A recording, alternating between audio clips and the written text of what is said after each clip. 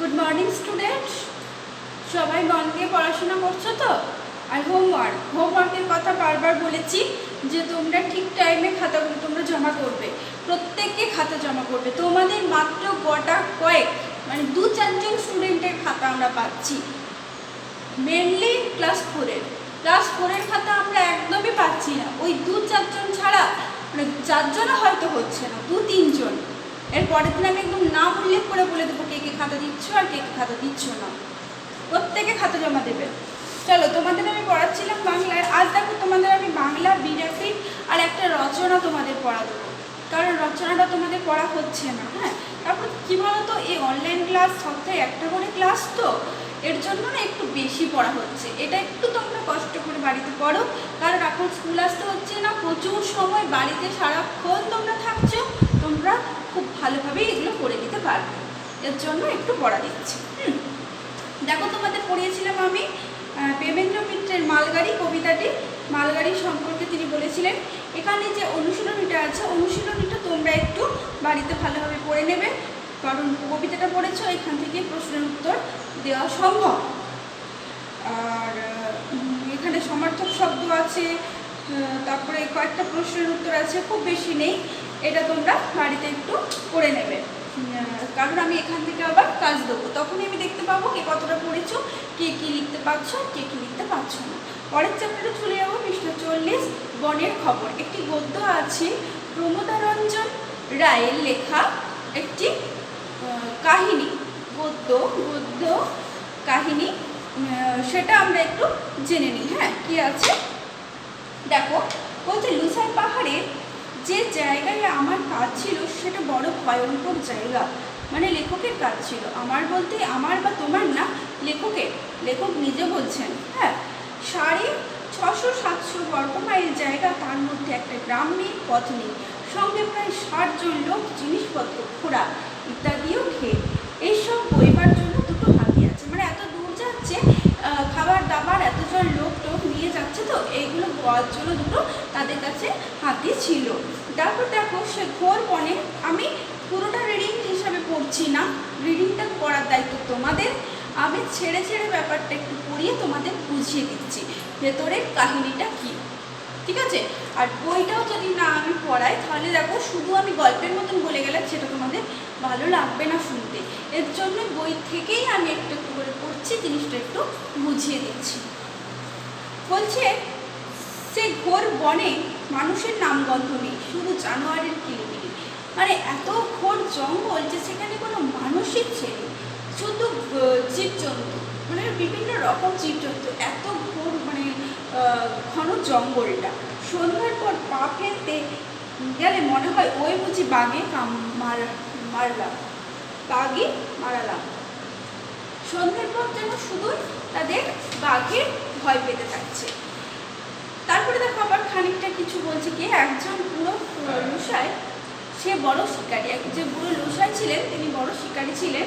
তার পেছনে 2জন খালাসি, তাদের মধ্যে শ্যামলালের হাতে আবার দূরবীন, বন্দুক আর তোলার থলে, অন্যজনের হাতে আবার খাবার আর জল, 3জনের হাতেই একখানি দা, মানে একটি করে অস্ত্র। দা খানিকটা কাঠারির মতন দেখতে, কিন্তু কাঠারির মতো তো মোটা না, সরু পাতলা হয়, সেটাকে দা বলা হয়। দেখো আবার কিছুটা বলছে, কিছুটা ছেড়ে দিয়ে কি বলছে, তারা একটু জঙ্গলের ভেতর দিয়ে যাচ্ছে, দিয়ে খুব ভোর হয়ে পরদিন খুব ভোর হয়ে ভোরে উঠে চলতে আরম্ভ করেছে। মানে ঘুমিয়ে পড়েছে কোথাও একটা গাছের তলায়, তারপর সে ঘুম থেকে উঠে ভোরবেলার দিকে হাঁটছে। আজকের পথ নালায় নালায়, সঙ্গে বুড়ো লুসাই আর শ্যামলাল। ভোরবেলা নানা রকম শিকার পাওয়া যায়, সেই জন্য বন্দুক ভরেই নিয়ে চলেছি।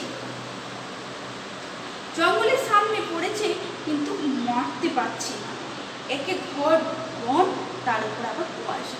মানে শিকারি কাছে এসেছে, কিন্তু তাকে মারতে পারছে না। কেন বলো তো, এত কুয়াশা, এত ঘন জঙ্গল, ভালো দেখতেই পাচ্ছে না, এই জন্য তারা কি করছে, সেটা মারতে পারছে না। হাতির পথে ধরে নালাটাকে কখনো এপার কখনো ওপার করে পাকুয়া নদীর দিকে চলছি। আজ রাত্রে সেখানে ক্যাম্প করবো। ক্যাম্প মানে সেখানে একটা জায়গাতে গিয়ে আবার বসবাস করবে। রাত্রেবেলা তো কোথাও যেতে পারবে না অন্ধকারের মধ্যে, এই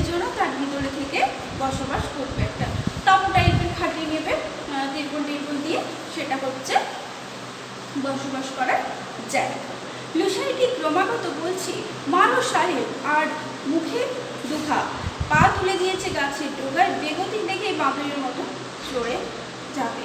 আমি কি করব? এই ছেলেবেলায় গাছে চড়তাম, এখন সে বিদ্যাও ভুলে গেছি। মানে একটা জঙ্গলের মধ্যে এবার কি হচ্ছে, দাঁড়াও, একটা গন্ডার এসেছে। সেই গন্ডারকে দেখে এবার তারা খুব ভয় পেয়ে গেছে। ভয় পেয়ে গিয়ে কি করছে, গাছে উঠে পড়েছে বাঁদরের মতো করে। মানে মানুষ ভয় পেয়ে গেলে না, কিভাবে উঠছি, কি কাজ করছি, কি বলছি, সেসবের কিন্তু আর কোনো জ্ঞান বুদ্ধি থাকে না। তখন সে বাঁদরের মতনই উঠে গিয়ে কি করছে, গাছের উপর উঠে গেছে।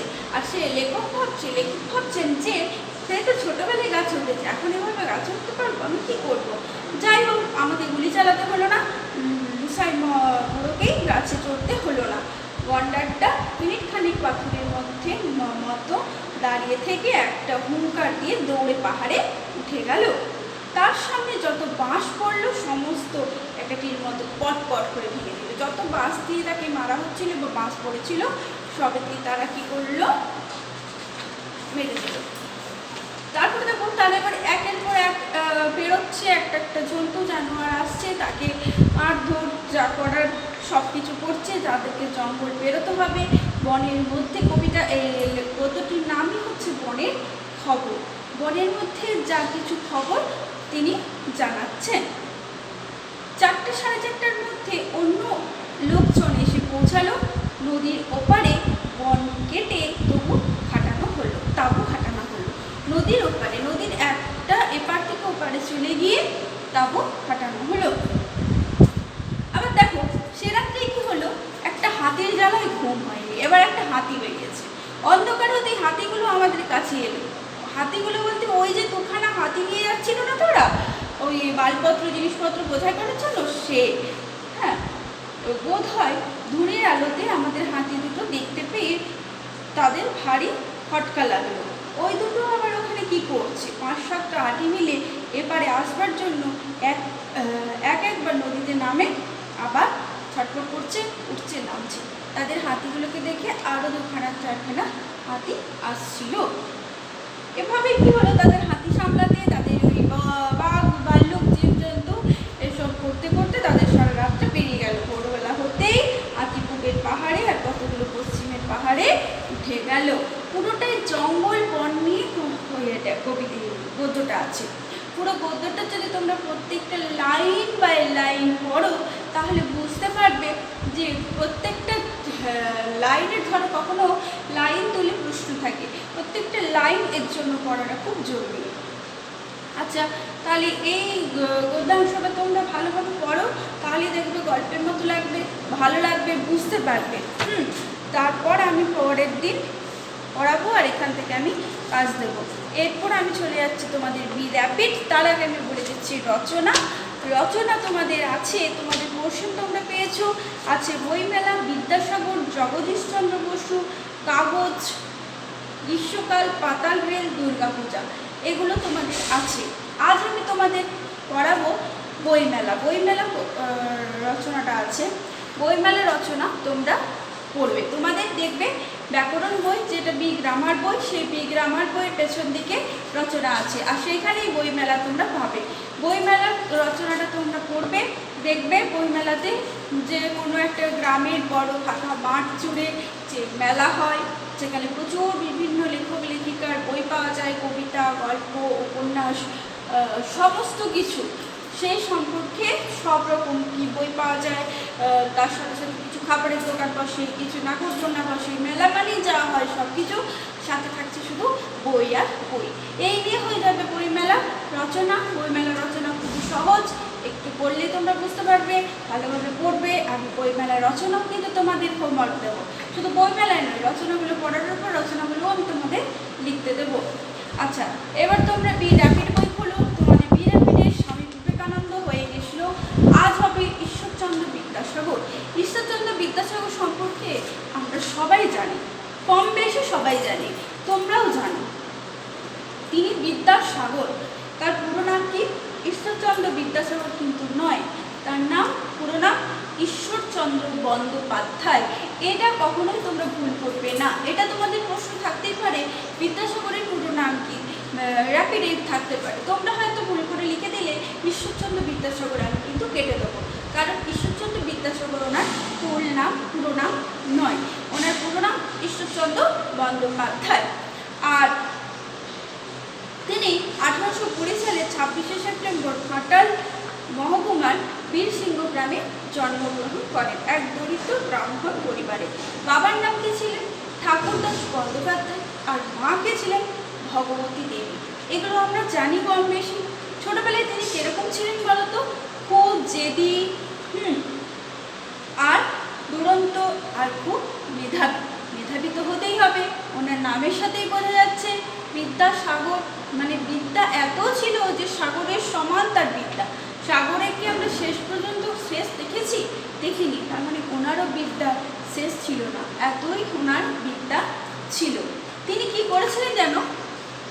রাস্তায় তিনি বাবার সাথে যখন কলকাতায় যাচ্ছিলেন, তখন দেখবে, তোমরাও আমরা দেখতে পাবে, রাস্তার ধারে মাইলস্টোন আছে, মানে ছোট্ট ছোট এরকম পাথরে সাদা থাকে, ওপর দিকটা কালো থাকে, আর 1, 2, মানে ধরো মেদিনীপুর থেকে তুমি আনন্দপুর আসছো বা আনন্দপুর থেকে মেদিনীপুর যাচ্ছ, লেখা থাকবে ধরো আনন্দপুর থেকে মেদিনীপুর যাচ্ছি, এটাই আমরা ধরবো। হ্যাঁ, তো আনন্দপুর থেকে মেদিনীপুর যখন যাচ্ছি, তখন দেখবো আনন্দপুর 5 নম্বর বটতলাটা পেরিয়ে গিয়ে লেখা আছে মেদিনীপুর ধরো 19 কিলোমিটার। আবার খানিকটা গিয়ে দেখলাম 18, আবার খানিকটা গিয়ে দেখলাম 17, এইভাবে দেখে দেখে যাচ্ছে। সেটাই যদি আমরা মেদিনীপুর থেকে আসার সময় আনন্দপুরের দিকে দেখি, তাহলে ওখান থেকে এখানে যদি 19, 18, 17 হয়ে গেছে, ওখান থেকে কি হয়ে আসবে? 1, 2, 3, 4, 5, 6, 7, 8, 9, 10 এভাবে করে 19 হবে। এইরকমই উনি যখন বেরিয়ে আসছিলেন, তখন একটা খুঁটিতে, মানে ওই একটা মাইল শুনে দেখলেন 1, আবার খানিকটা যাওয়ার পর দেখলেন 2, আবার খানিকটা যাওয়ার পর দেখলেন 3। তখন তার মাথায় এলো কি, তাহলে পরপর যখন 1, 2, 3 এসছে, পরেরটা নিশ্চয়ই 4 আসবে, তারপরেরটা নিশ্চয়ই 5 আসবে। এইভাবে তিনি সংখ্যাগুলো চিনে গেছিলেন একাই। তিনি কলকাতার বড়বাজারে থাকার সময় লম্ফ জ্বালানোর জন্য তেল কেনার পয়সা থাকতো না। মানে তিনি যখন পড়াশোনা করতেন, লম্ফ যে জ্বালাবে, হারকেল ল্যাম্প, যেটা এখন তো চার্জার অনেক কিছু বেরিয়ে গেছে, তখন সেই আলো জ্বালানোর মতনও তার পয়সা ছিল না। সে রাস্তায় যে মাইলস্টোনে লাস্টায় যে ল্যাম্প পোস্টের লাইটগুলো থাকে, সেই ল্যাম্প পোস্টের তলায় বসে পড়তেন। আবার এমন কীরকমভাবে পড়তেন দেখো, সেটাও শুধু হলো না, ঘরেও যখন পড়তেন, পড়তে পড়তে হয়তো তিনি ঘুমিয়ে যাবেন, পায়ে দড়ি বেঁধে রাখতেন, যাতে ঘুমের ঘরে যদি ঘুম পেয়ে যায়, ঘুমিয়ে পড়ে, পা নড়তে গেলে পায়ে টান পড়বে, ঘুম ভেঙে যাবে। মানে এত রকমভাবে তিনি পড়াশুনো করতেন। তারপরে দেখো, বলছে 21 বছর বয়সে ফোর্ট উইলিয়াম কলেজে সংস্কৃতের শিক্ষক হিসেবে তিনি যোগ দেন। সংস্কৃত কলেজে দীর্ঘ 12 বছর পড়াশোনা এবং সমস্ত পরীক্ষায় ভালো ফল করার জন্য তিনি বিদ্যাসাগর উপাধি পান। তাহলে বিদ্যাসাগর তিনি একটা উপাধি পেয়েছিলেন, ওনার নাম ছিল না, তিনি এটা উপাধি পেয়েছিলেন। তারপর দেখবে তার লেখা কয়েকটি উপন্যাস তিনি বাংলা ভাষায় রচনা করেছিলেন, কি বর্ণপরিচয়, গল্প, উপন্যাস, হ্যাঁ, সব কিছু তোমরা এগুলো জানো, এগুলো লিখবে। বর্ণপরিচয়, সীতার বনবাস, কপালকুণ্ড, লাইব্রেরি, সব কিছুগুলো তোমরা লিখবে। তারপর বিদ্যাসাগর তার জীবনের শেষ 2 শতক সাঁওতালদের গ্রামে তাদের সঙ্গে বসবাস করতেন। 71 বছর বয়সে 1881 সালে, দেখো জন্মেছিলেন কত, 1820, মৃত্যু হল 1881 সালের 29শে জুলাই তিনি মৃত্যুবরণ করেন। তাহলে বিদ্যাসাগর সম্পর্কে তোমরা কম বেশি সবাই জানো, বইও আছে, ভালোভাবে পড়বে, তাহলে বিদ্যাসাগরটাও আজ আমাদের হয়ে গেল। এগুলো তোমরা ভালো করে পড়ো। পরের ক্লাসে আমি পরে যেটা আছে রাজা রামমোহন রায়টা আমি পড়াবো তোমাদের। সবাই কিন্তু হোমওয়ার্ক করে খাতা জমা দেবে। সবাইকে টাটা।